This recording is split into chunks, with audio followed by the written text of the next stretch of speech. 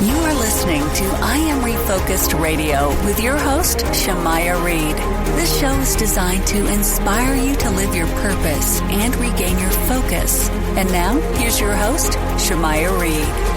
Welcome to I Am Refocused Radio. Once again, we are here today, and man, we have another amazing show lined up for y'all today. We have a true honor talking to our special guest today, U.S. Army veteran J.R. Martinez.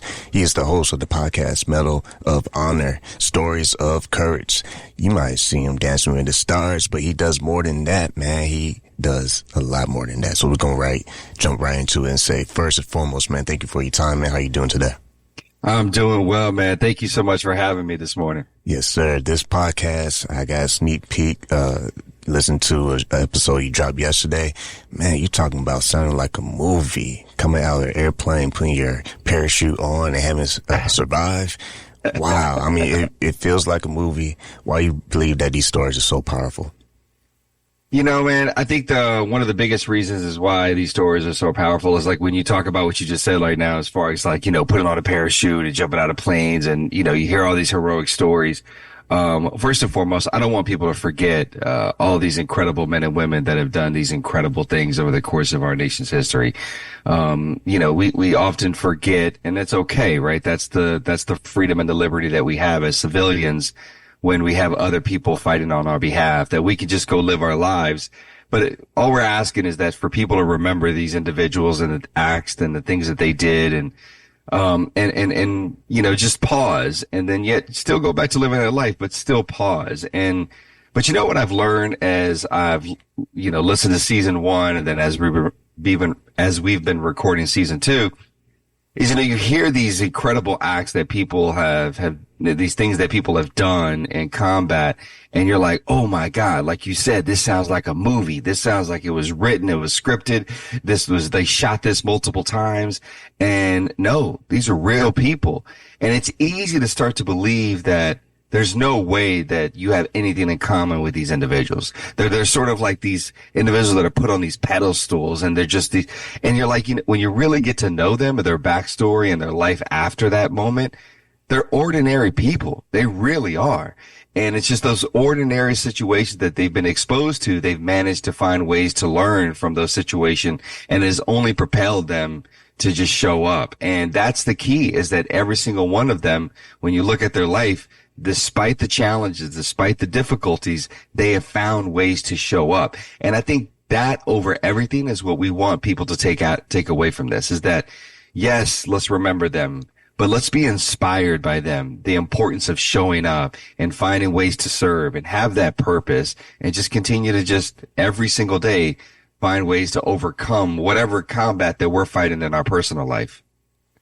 You lived through your own battles, physical, emotional, and spiritual. How did those experiences help shape you in regards to how you tell these stories?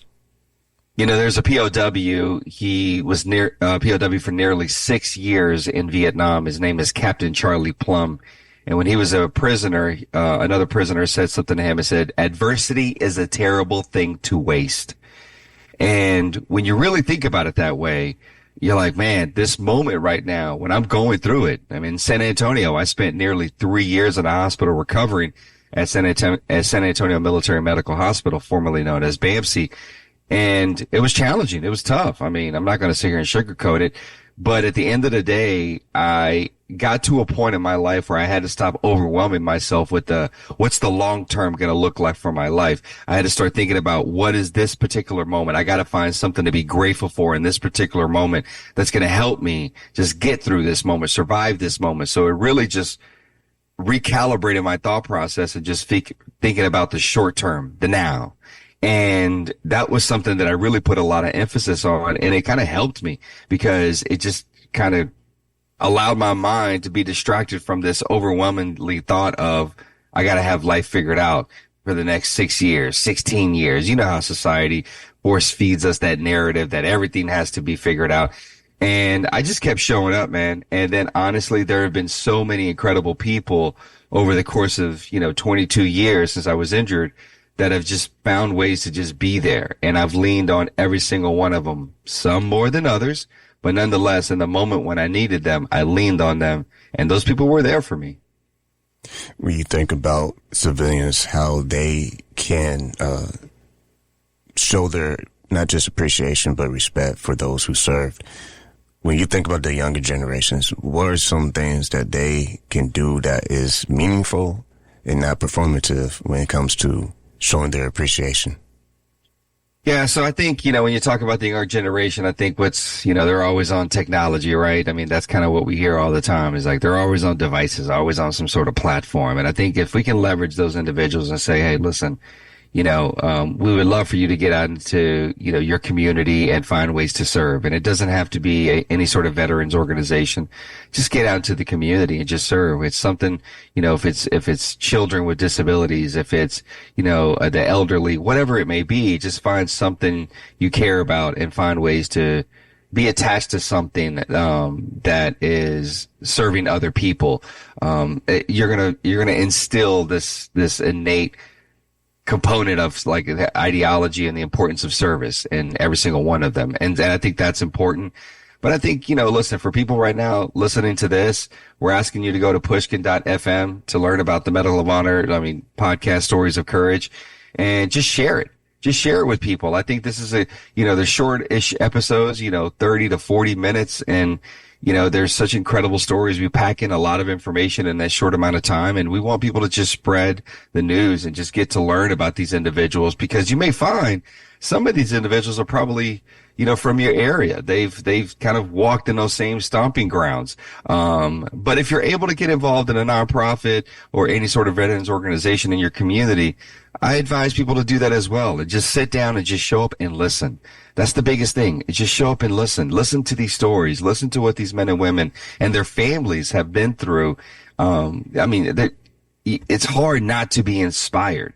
It's hard not to be moved by every single one of these individuals. It's just, it's hard not to come away with something that's going to allow you to implement that into your personal life and help you navigate the things that you're currently navigating. So, so wherever you listen to your podcast, we're asking people to check out Medal of Honor, Stories of Courage, some incredible stories for season 2.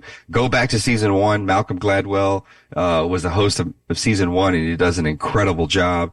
But some of those stories, man, they're heartbreaking, and some of those stories equally are inspiring and just kind of leave you on the edge of your seat, like in awe of what people have actually done.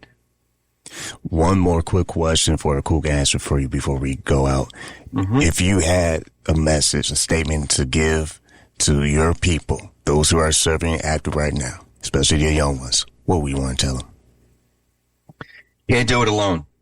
It's a team for a reason. It's a unit for a reason. It's a squad for a reason. It's a battalion for a reason. You cannot do it alone. And I mean that in the sense of when you're overseas or when you're in that mission and, you need the people to your left and to your right. But I equally mean that when you come home, find ways to talk, find ways to get those things off of your chest, out of your mind, out of your heart. Even if it means just simply writing, find ways to practice being vulnerable.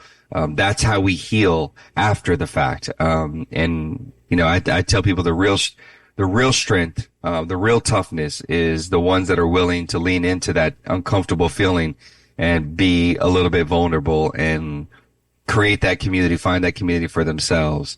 Because, man, we're losing too many when they come home, and we shouldn't have to. And so we as a society have to do a better job of receiving them when they get home as well. U.S. Army veteran J.R. Martinez, host of the podcast Medal of Honor. I want to say again to you, sir, thank you for your time. Hey, thank you so much, man. Really appreciate the time and the energy today.